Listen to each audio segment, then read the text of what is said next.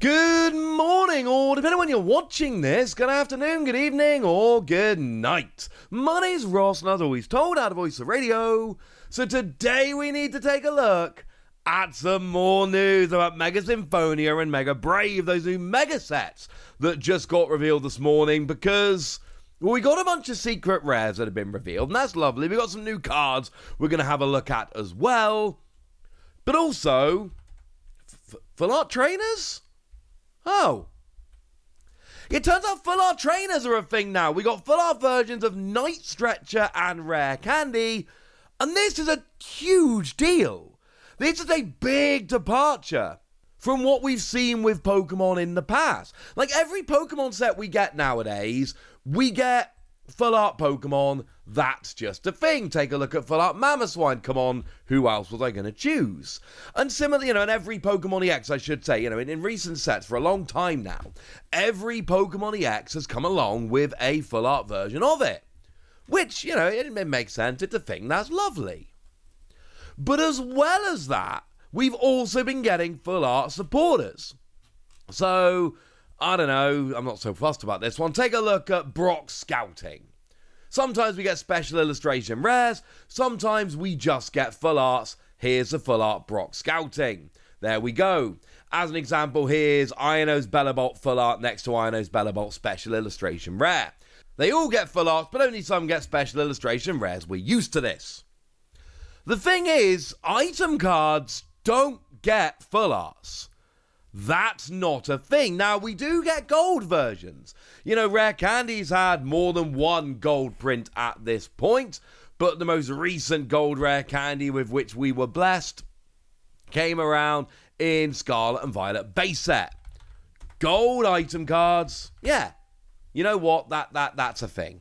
I'm okay with that. We've had that for a while at this point. Night Stretcher had one as well, by the way, in Surging Sparks. So both of the cards we've seen today, being shown off, they've both already had gold versions. Do we need full art versions of these cards? And the short answer is no. Like Rare Candy, obviously a phenomenal card, because it lets you go straight from a basic to a stage 2. It's a brilliant card, has been for many, many years. And, Night Stretcher, obviously another phenomenal card here, because it lets you go and grab a Pokemon or a basic energy from your discard pile straight to your hand, ready to use now. These are both phenomenal cards that see a huge amount of play. But we have gold versions of them. We never needed these full arts. But I'm kind of glad we have them. Are there going to be more? No idea. Wish I could tell you, cannot. Is this going to extend to stadium cards and Pokemon tools? Dunno. No idea. And anyone telling you they do have an idea is lying to you.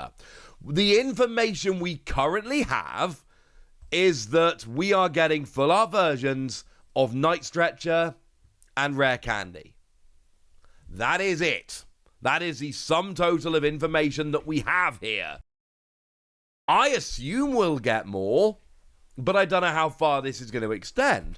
When it comes to Pokemon and supporters, they all get them. Every Pokemon, every supporter card gets a full art, and from sets. We all know there are exceptions, like Pokemon that come in starter decks, etc. in Japan just don't have a full art. But every Pokemon that comes in a set gets a full art. I don't know what's going to happen with these. I don't know how wide-ranging we're going to go here. But I do know I love this, because it's just another cool version of cards. Now, here's a counter-argument for why I might actually hate it. In Japan, you get one secret rare per box. You get one fancy card, which could be a special illustration rare, or it could be a full art Pokemon or a full art supporter or a gold card. And I'm on a bit of a run with Japanese sets at the moment where I just get like a random full art Pokemon every set. I'm not loving it. It was like Dragon the other day, wasn't loving it. Are we going to see situations where, is this going to go into the one per box thing over in Japan so that someone's going to open a full art Night Stretcher and that's going to be their only secret rare for the set? I personally wouldn't love that. If this is just, hey, an excuse to give us more cool Pokemon cards, big fan, love it. If this dilutes the secret rare pool so that it's now harder to pull special illustration rares, then I don't like it. Because that could be the upshot here. It could be that essentially now you're still getting one secret rare per box in Japan, but there's now just more secret rares, so the chance of pulling special illustration rares is lower because a bunch of boxes are going to have full art items in. And that would suck. And don't think it's only going to be Japan. That would almost certainly have a knock-on effect in the West as well. So, jury's out on this one. I think it's cool that we're getting these. I think it's a really nice touch. But there is a possibility that the existence of these full art item cards will then lower the pull rates for things like special illustration rares, which I think most people like a bit more. So, just bear that in mind. They're cool, but there are a lot of questions hanging out here. Okay.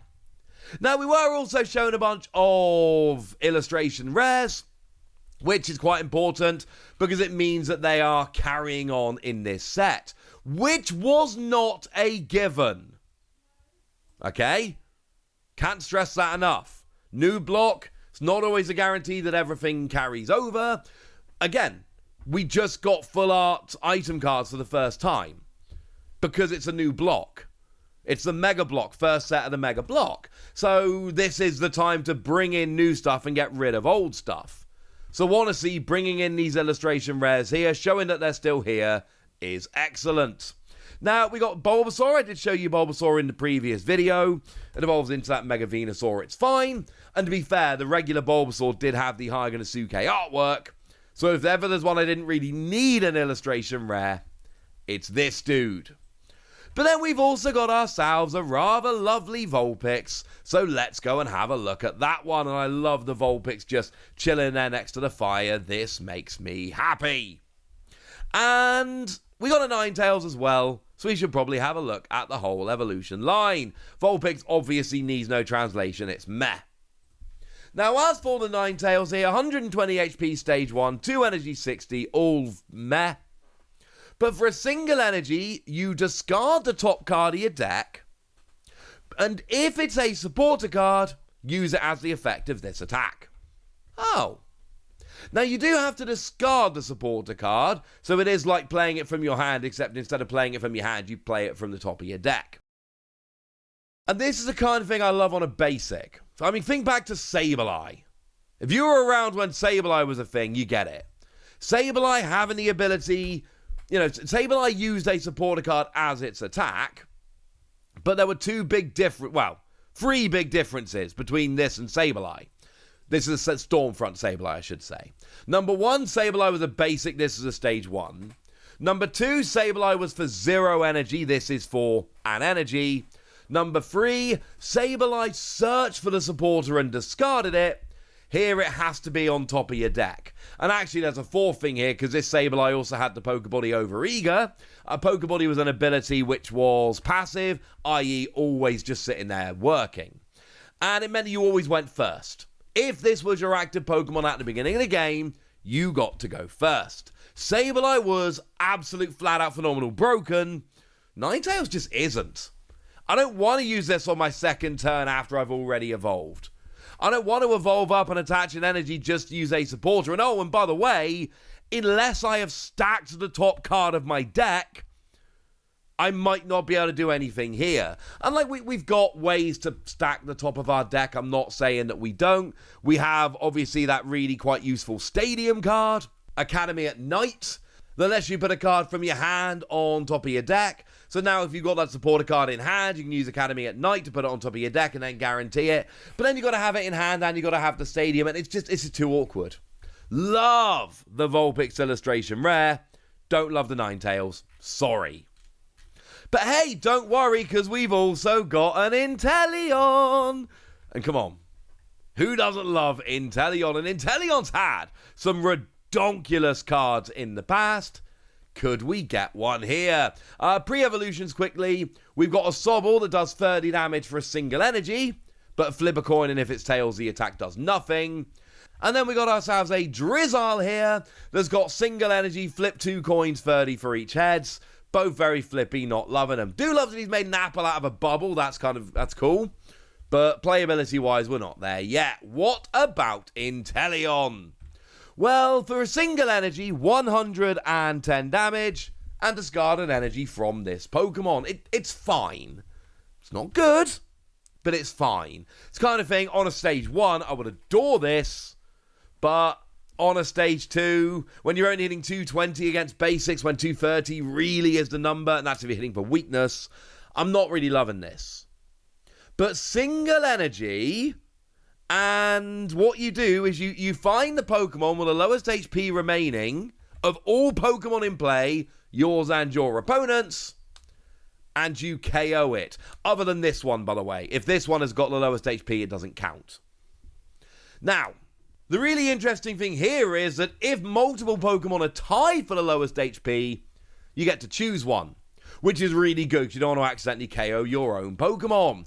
And this might be giving some of you a little bit of deja vu, because it should be giving you a little bit of deja vu if you've been around for quite a while. If you're an old like me, it's Gardevoir level X's attack. Choose one Pokemon with remaining HP other than Gardevoir, and that Pokemon is now knocked out. And I kind of love this. Now, if you have the single lowest HP Pokemon, if the lowest HP Pokemon in play is yours and it's not tied, it's just yours, that's bad, because you will have to KO your own Pokemon. But as long as that's not the case here, you take a prize every time. Every time you put this down, you take a prize. And then you put your opponent in like a really awkward situation, because now your opponent kind of needs to leave a Pokemon in play as a sacrificial lamb for this Gardevoir. And if they don't leave a Pokemon in play to sacrifice with this Gardevoir, you can go and get one of their bigger Pokemon. And remember, Inteleon doesn't count.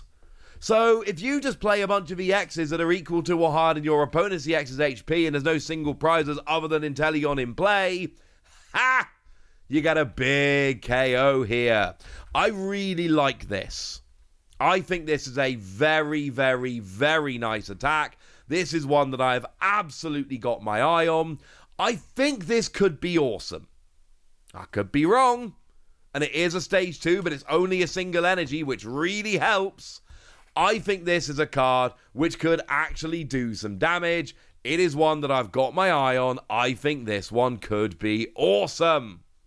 So yeah, Inteleon. I like this. Let's give this one between 3 and 4 Wassies. We don't give half Wassies. That would be barbaric. No, I'm not guaranteeing it's going to be amazing, but I really like this attack, and I like the idea that you can just get rolling and just start KOing Pokemon left, right, and center. And you can get caught out by this, but if you don't,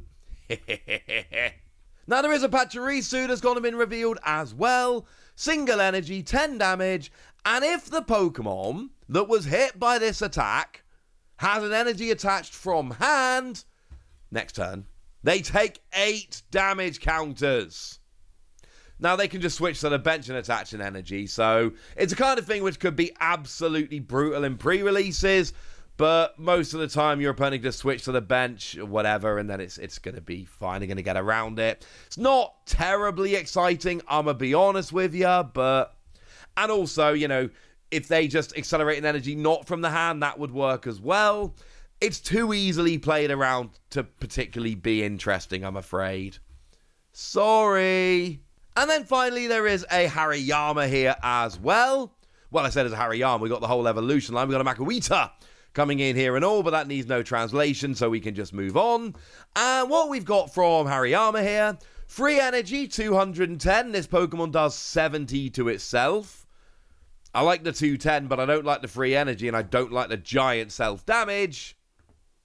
But I do love the ability, once during your turn, when you play this card from your hand to evolve one of your Pokemon, you may switch one of your opponent's bench Pokemon with their active Pokemon. And the weird thing is, we only got this ability the other day. This is Hops Dubwool. This has the same ability as Hops Dubwool, which is not going to get hit by the next 2 rotations. Next rotation is going to rotate out Scarlet and Violet to Paradox Rift, and then the rotation after that is going to rotate Temporal Forces to Surging Sparks. Journey Together is still going to be here. The third rotation from now, which should be in early 2028, yes, that is when we're rotating out Hop Stubwool. So I'm not sure why we needed this ability back, but we have it. I mean, look, it's got more HP than Dubwool, which is nice, 150 to 120. And it's got a better attack if you can get free energy on. It's bizarre. I don't know why they've given us this on a stage 1 so soon after giving it to us on a stage 1, but they have. I don't know. It's a good ability. We'll allow it. Let's give it 4 Wassies and move on with our lives. And I almost finished without telling you about the new Lillie, but I remembered. Let's talk about the new Lillie. Now, it's going to look a lot like the old Lillie, but it's not the old Lillie. This is a new Lillie. Specifically, it is Lillie's Determination. Shout out, as always, to lovely Antoine Boulet for just nailing things like this that I struggle with a little bit. Cheers, Antoine. And what we got here is, shove your hand into your deck, draw 6 cards. But if you have exactly 6 prize cards remaining, draw 8 cards instead. As a fun little side note, if we ever end up in a world where you can have more than 6 prize cards, which has happened in the past, this would not work if you had more than 6 prize cards. It has to be exactly 6 prize cards. It's a shuffle draw 6 that, until you take a prize, turns into a shuffle draw 8. That's kind of awesome. By the way, old Lillie was draw until you had 6. If it's your first turn, draw until you have 8. So this is shuffle draw rather than pure draw, and it's not taking prizes rather than being first turn that activates the extra couple of cards. So a similar kind of thing. You can see where we're going here, but this is very much a different kind of Lillie. Is it any good? Yeah. Like, shuffle draw 6 is fine. Shuffle draw 6 isn't great. Shuffle draw 6 is fine. And it's been fine for a long time. But then we also see that for the first couple of turns, it's a shuffle draw 8. Or in a deck that isn't really looking to take prizes, control decks, things along those lines, it's just going to be a shuffle draw 8. And I think this is a very strong draw supporter. Shuffle draw 6, we've had a bunch in the past and has frankly been good. The fact that it can be a shuffle draw 8 and can be for quite a while, not too bad. By the way, I'm already seeing a bunch of people who are saying this is Sun and Moon Lillie, but it's, you know, if you got 6 prizes rather than on your first turn. No, Sun and Moon Lillie was draw until you had a number in your hand. This is a shuffle draw that's very, very different. There we go. And there we go, that's all the new cards that have been revealed from Mega Brave and Mega Symphonia. Obviously, the big headline here is those full art trainers that raise a lot of questions. And honestly, with these full art trainers, I've gone from, yay, more fancy new cards, that's fun, to, this is going to hurt pull rates. And I'm not sure that it is, but I'm saying that in Japan especially, if it remains 1 secret rare per box, and there's more secret rares because of these full art items, then it will literally just lower the pull rates of the special illustration rares, and that kind of sucks. But tell me what you think about all of this in the comment section. Go nuts! Be nice! And then make sure you like this video, subscribe to this channel, follow me on Twitter at @TheWassy. That's where we talk about Pokemon and a whole bunch of other card games. And please do consider checking out patreon.com/PTCG Radio, where you can support the channel, get some bonus podcasts, join a Discord, and all kinds of fun things. But by far the most important thing, as always, look after yourselves till next time, would ya? Thank you very much for watching. My name's Ross, and you've been watching PTCG Radio.